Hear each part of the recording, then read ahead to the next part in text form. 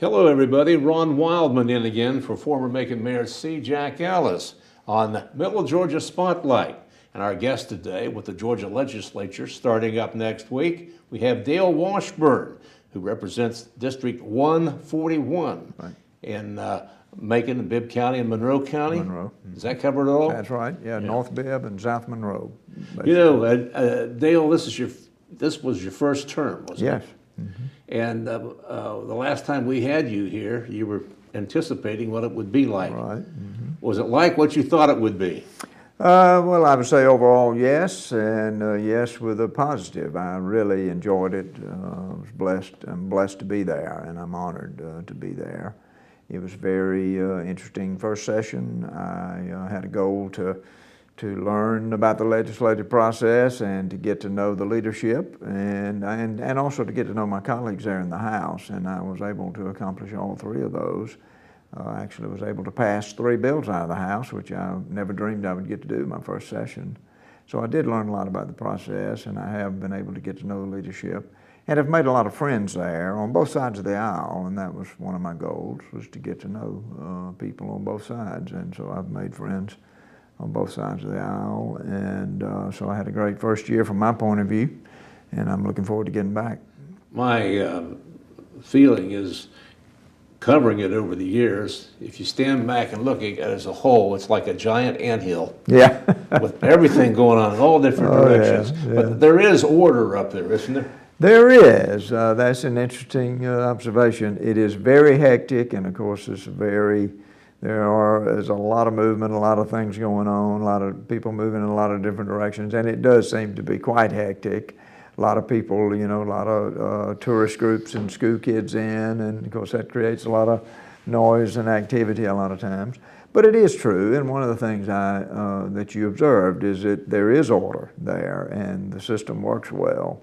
Passing legislation is not easy to do, and it should not be easy to do. You know, you introduce a bill, and the speaker will assign it to a particular committee, and then you have to go to that committee and make the pitch, so to speak, and take questions. And then if you're fortunate enough to get it out of committee with a do pass recommendation, then it has a very big hurdle to get past the Rules Committee. And the Rules Committee, of course, decides what will ultimately just get to the floor of the House at all. And of course, the same process has happened over on the Senate side. And so to get it through committee is a big accomplishment, but sometimes it's very difficult to get it out of the Rules Committee purely because there's such a volume of bills introduced, and of course as the session proceeds and the time gets shorter and shorter, they're very selective about what they will get to come to the floor, what they will allow to come to the floor. You said you had 3 bills passed. What did they cover?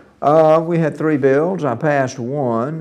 The first one, they was asked to carry a bill, and it was a simple bill, but a good bill, I thought.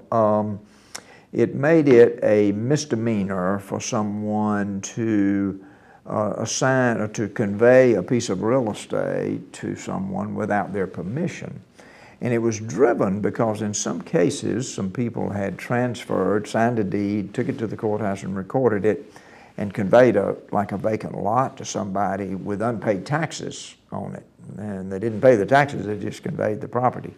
Well, that could be a source of embarrassment for somebody who suddenly sees their name in the paper where they have property that there's unpaid taxes on. And so the intention of the bill was that if you did that to avoid paying, that would become a misdemeanor. And so that was one bill. It did pass through the House. Unfortunately, I was not able to get it to pass through the Senate Judiciary. But I can still go back and work on that again this year if I want to. I was asked to carry that bill. It was a well-intentioned bill, and I was glad to do it. It gave me some experience. The other one that I'm very proud of, Senator Kennedy originated this in the Senate Bill 157. It's a banking bill. And it's a very good bill, and I was proud. I was asked to carry it in the House, and I was proud to do that. And we passed it, and passed. The Senate, of course, came to the House. We passed it, and the governor signed it, and I was very pleased with that. That bill, small communities, small banks, before this law passed, it was difficult for them to take public money deposits for instance, a small community down in South Georgia somewhere with a small local community bank. It was not impossible to do, but it was difficult to do for them to say take the tax money the school board has to keep for them as they move into the year. And so this bill, I don't want to get into too much aggravating detail about it, but basically it created a vehicle for them to be able to do that easier. And it was something the Georgia Bankers Association wanted. And when I pitched it, no, I shouldn't say pitched it, but when I presented it from the well in the House, I made the point that it's good for rural Georgia, it's good for local government, and it's good for the small banks. And so it was a win-win-win piece of legislation, and I was very proud to have carried that. The third one was one, we had worked on this, that the bill was to make it illegal to advertise that you are a licensed electrical contractor if you did not have a license. And you know, it sounds fairly simple, fairly practical, and I was asked to carry that bill by somebody who represents the electrical contractors. It was an interesting learning experience because we got it passed in the House and we could not get it out of rules. And the reason we couldn't, I think, it was the sheer volume of legislation, and they just did not prioritize that as being something extremely important. So you come back this year? Well, no. Actually, what happened, the chairman, I'm honored to serve on the Regulated Industries Committee, and that bill had come before them and had been passed out. And so the chairman of that committee, Alan Powell, has been a great mentor to me, and Alan's been there a long time, about 30 years. And so he said to me one day, he said, well, here you have a bill. He's kind of a gruff guy. He said, I hear you got a bill you can't get out of rules. And I said, yes, sir, that's right. He said, well, let's find a Senate bill to attach it to. And so this is a great story, inside story on the works of the legislature, but there was a Senate bill that had to do with license law changes on cosmetology, actually. And so Alan, I did not actually do it, I just watched him do it. He ended up getting that bill attached to that Senate bill that wasn't going anywhere otherwise, and it passed the House about 5 minutes till midnight on the last night, and the governor signed it into law. It was a good bill. It just got caught in that prioritization. Some tricks of the trade. Yes, and of course, you know, when you've been around as long as Alan has, and Alan's an excellent legislator and knows a lot of procedure. So I learned a lot. You know, one of my goals was to learn my first year, and so I learned a lot, and that was one of the learning things. It is another way to skin the cat, so to speak. You know, in the past year, we've tried to get you in from time to time. We have specific days we take the program, but every time you were either in Atlanta. Yeah. Now, that's not a part of the 40 days and 40 nights. No, it's not, and I'm glad you brought that up, and I'm honored to serve and honored to put in the time. But no, we work outside of the 40-day session, and we have committee meetings. This year, the Speaker placed me on the Special Committee for Economic Development, which is an additional special committee in addition to my 3 standing committees. My 3 standing committees are Regulated Industries, Banks and Banking, and Higher Education. And I'm honored to be on all 3 of those. The Higher Education Committee in particular, you know, it allows me to work closely with Mercer and Wesleyan and Middle Georgia State. And of course, I would work with them anyways, being a member of our delegation here, but that particularly helps me be able to help them. And so we do have a lot of committee meetings outside of the 40-day session. Well, in fact, you're just back.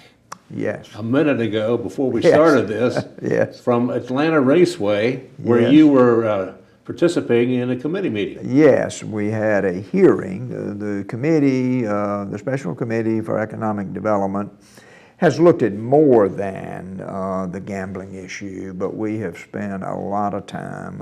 We had 3 days of meetings in Atlanta, hearing a lot of testimony, hearing from a lot of people, and the focus was on the possibility of passing a constitutional amendment that would allow gambling in Georgia, different forms of gambling. Casino gambling, horse racing? Potentially, and of course the legislation hadn't been presented yet, and so it's possible that it could be legislation that just asks for certain parts of that. But what I hear is the legislation that gets presented will in all probability include all types of gambling, and that includes sports betting and horse racing and casinos. Now, of course, the people will vote on that, and the procedure, if it passes, it has to pass the House and the Senate with a 2/3 majority, which is a pretty steep hill to climb. And if it passes that, then that is just, the vote is to allow the people to vote on that and to whether or not to amend the Constitution. Well, the governor would have to approve that too, wouldn't he? The governor does not have to sign that legislation, as I understand it, because of the 2/3 majority requirement, because that would override a veto anyway. I And see. so, my understanding is that if it passed the House with a 2/3 majority and passed the Senate with a 2/3 majority, it would go on the ballot. The devil's in the details there, because we don't know what the wording would be of that, and we don't know if the author of the bill would specify where the money would go. That's another big argument about that, because some people believe it should all continue to go just to education. Our chairman has a strong opinion that we should think about using a big part of it for health care, and we do have health care, many health care needs in Georgia, and so that's an option there to do that. The big thing is the people voting on it. We were at the Atlanta Raceway today. We were actually having a hearing there. We had hearings, and we had a hearing in Columbus, we had a hearing in Valdosta, and we had this hearing today. So we had several hearings around the state for people to give public response to this idea. Huge crowd there today. One of the reasons the crowd came out so strongly is the Atlanta Raceway is, if it were to pass, the Atlanta Raceway already has their plan in place for a major tourist destination there in Henry County, adjacent to the raceway. And they presented a plan to us earlier. Now, to be clear, our committee is not voting on where to put facilities. Our committee is just looking at it, hearing the details, and what will come out of our committee would be a recommendation, or not, but I think that the committee will pass a recommendation that the people be allowed to vote on this. And so, today, a lot of the interest there was because they had heard about the proposal for the potential of a facility at the Atlanta Raceway. Again, our committee doesn't deal with that. If it were to pass in Georgia, if the Georgia voters vote to amend the Constitution to allow it, then there'll be enabling legislation done that would identify where. One thing we should stress is this is never going to be that there'll be a small casino on every corner in Georgia. There would be a limited number of sites if it passes at all. Probably one possibility I've heard is that if it were to pass and the Constitution were amended, that there would be a gaming commission established who would then begin to decide where these facilities would be, how many and where. The three big components are, of course, casinos and sports betting and horse racing. And my comments here are educational in the sense that I'm just sort of trying to convey what that situation is. I'm not advocating for it. Well, if you were a betting person, gambling we're talking about, do you see much of a chance at getting through the 2020 session? Well, I truly don't know. We had a question today at that hearing, and somebody came up at the end, and he was for it. He wants to see it changed, and he was asking us, well, what do y'all think? Do you think you've got the votes? And we truly said we don't know. I mean, we don't. Every member will get to cast a vote, and we don't know. I think most folks that I speak to, and I have not done a lot of extensive conversations with other members about this. In fact, I've talked very little to other members about it. But in hearing the committee, I think most members probably believe the people should have the chance to vote on it. And so if I'm guessing, maybe it will, but I don't think it's a guarantee that it will. Well, a big opposition to it over the years has been the lottery folks. That's true. There's a position there that it will hurt the lottery. The chairman has some data that shows that that in most states where they pass additional gaming, that the lottery declines somewhat to begin with, but that then it generally comes back and recovers. It's but that is part of the opposition, it's interesting when we started the process. You know, like when we went down to Valdosta, for instance. You know, I anticipated we would have people there that day to speak against it. And to be clear, in our hearings in Atlanta, there are people who are opposed to it and who come and speak out very much in opposition, that it's not a good thing and it's not good for families and it's just a bad thing. And so I'm fully aware that there are people that are opposed to it. And again, I'm not advocating for it today. I'm just, I was given a job on the committee, and I've tried to listen with an open mind and hear. The truth is, if you want to argue for it, our charge was to look at economic development that might require additional legislation in order to be able to do it. The evidence is very clear that in terms of economic development, there's vast amount of development that could be done and would be done. The companies want to come here for sure, because many of them came to advocate for that. And so the argument, that it definitely would spark economic development, which provides jobs in the construction process, which provides jobs after the fact, and then of course provides whatever revenue comes from the gaming itself. The big pitch now that the big companies make is it's not all about gaming. Now these are tourist destinations, where there are other things to do, other things. And so gaming is a part of it, there's no question about it, and it's a big revenue producer for them. So if you're talking about that aspect, there's definitely money to come into the state. If you want to argue against it, there's always the arguments of people that get addicted, it just being a bad thing, that is not a good thing, and our state doesn't need it. And so I'm listening to the arguments both ways on that. That healthcare component, however, is attractive. It is, and I think those and some of our leadership on this committee, if they were here today, they would be presenting the case for it completely, absolutely, and they will give you all the reasons why, which are generally the reasons I've sort of just given. But the healthcare component is interesting because healthcare continues to be a major problem for us. Well, the lottery, education, healthcare, gambling. I know over the years I covered down in Hawkinsville, they have the horse training facilities down there, and I know years and years ago they were trying to get pari-mutuel betting here in Georgia and couldn't pull it off.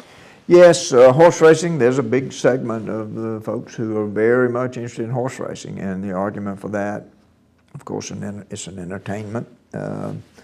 And it's, very strong for the agricultural industry, because there's a lot of things that happens relative to horse farms and horse breeding and hay and feed raising, and on and on we could go about that. And, you hear, we had the positive voices for horse racing come and talk with us too. So one of the interesting parts of this whole thing is that, and I'm not a sports bettor, but apparently there is a lot of sports betting that goes on now, and of course it is illegal, and it's done down in the Caribbean or somewhere, but it's all done on the phone now. I was teaching a class not long ago. I teach real estate licensing classes as part of my business. And there was a gentleman in the class, and of course I was right in the middle of these meetings then, and so there was a gentleman in the class, and just looking at him, and I just sort of thought he probably was someone who would place a bet on a football game. And so I asked him at the break one day, he's a nice guy, and I just said, hey, do you bet on sports? You bet on football? Yeah. I said, really, how do you do it? He pulled out his phone and said, I can place a bet right now if I want to. The point is that gambling is going on, and it is going to go on, and it has gone on for decades. And Georgia's not getting anything and for it. Georgia's not getting anything for it. And so that argument, again, certainly not arguing. You know, we all know that any kind of gambling is a risk, and it's, you know, too much gambling is not a good thing, or maybe some people would argue any gambling is not a good thing.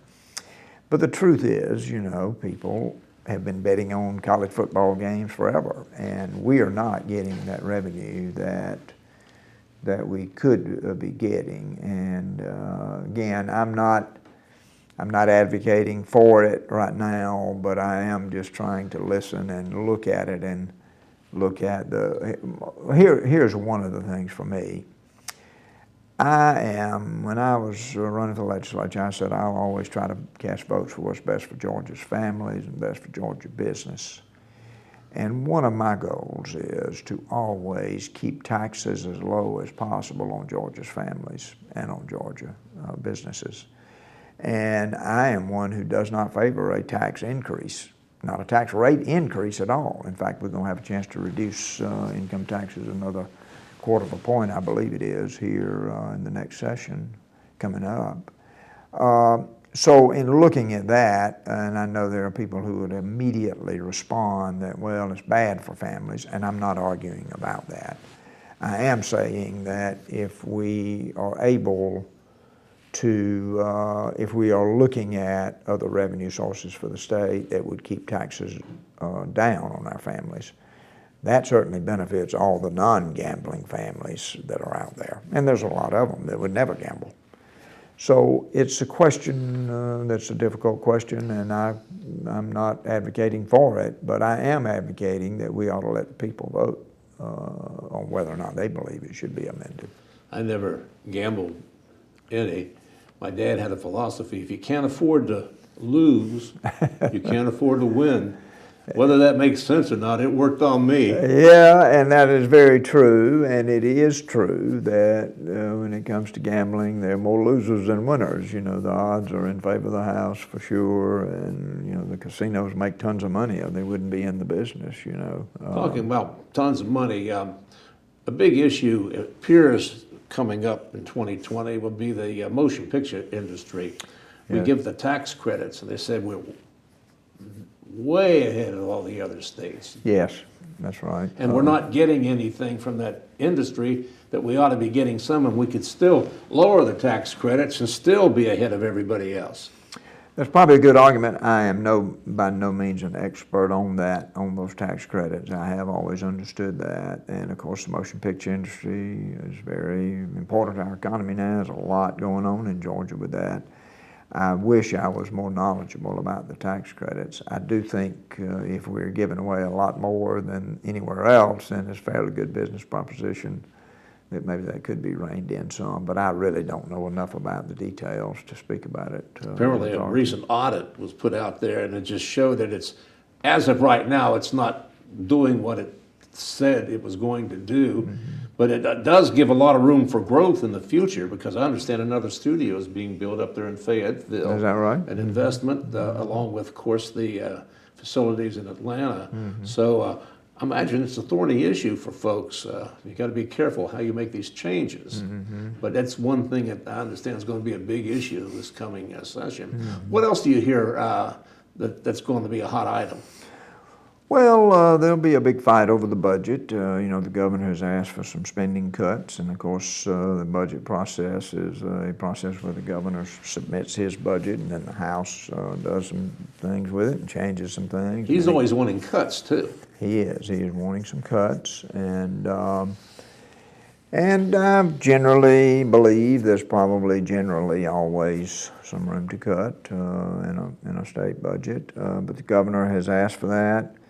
And then but the argument will be over where those cuts are, of course. And the House will have its input, the Senate has its input. So it's going to be interesting for me as a second-year guy. I'm not on the Appropriations Committee, but I will be, you know, we'll be in session 1 week, and then we're out for a budget, and we'll have appropriations hearings that second week.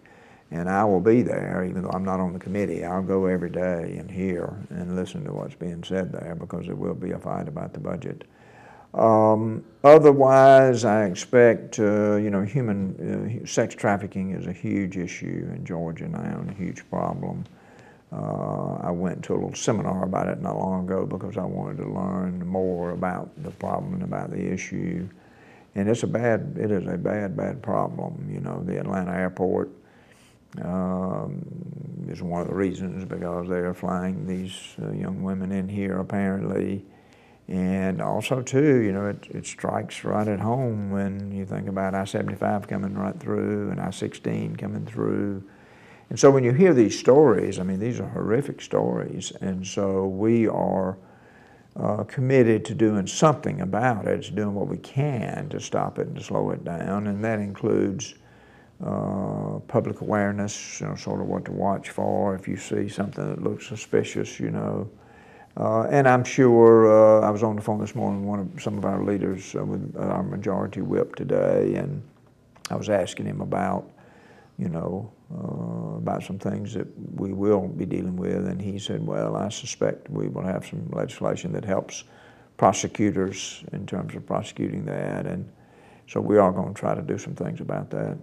You mentioned Hartsfield-Jackson Airport. There was an effort last year to have the state take over that airport from Atlanta. Mm-hmm. How's that playing? Well, I think it's still being discussed. I'm just not sure that it will progress, but there is a strong feeling by some people, especially over on the Senate side, that that should be done. But I'm not sure it will get there because it's a big undertaking. Representative, we just got a couple minutes left. OSPLOST. OLOST. Mm-hmm. OLOST. Yeah. That's a local issue, a local option sales tax. Yes. You see that coming up again? We have been approached by the members of the commission. I have always been opposed to the OLOST for one big reason. The OLOST rolls back the millage rate, and that's a good thing, but there's no control over that millage rate increasing again. And so Chairman Robert Dickey and I met with Commissioner Mallory Jones the other day to talk about it again, and his proposal is a good proposal. He wants to use half the money for public safety and half to roll back the millage rate. The problem is we've got to find some solution to give some assurance that that millage rate will stay down, because without that you just have a huge tax increase with that added penny sales tax, which is about $28 million a year. And of course that's taxing not only Bibb Countyans but also people that come in from the outside to shop. I think there is a path to making that work that could be reasonable, but I am personally investigating whether or not legislatively we could control that millage rate. So maybe cap the millage rate for 4 or 5 years or something in conjunction with that. So we need to stay tuned. Stay tuned, because that is going to be something that nobody denies that we need more deputies and we need help in Bibb County with boots on the ground, but I am concerned that a big tax increase gets implemented and then the millage rate comes right back up. And so I'm afraid of that and won't support that without some control. Well, thank you for joining us. Well, thank you for having me, Ron. It's always a pleasure. Best of luck in the coming 40 days and 40 nights. Yes, sir. Well, of mayhem in Atlanta. Yes, sir. Thank you. Thank you for joining us today. I'm Ron Wildman here at WMUB for former Mayor C. Jack Ellis on Middle Georgia Spotlight.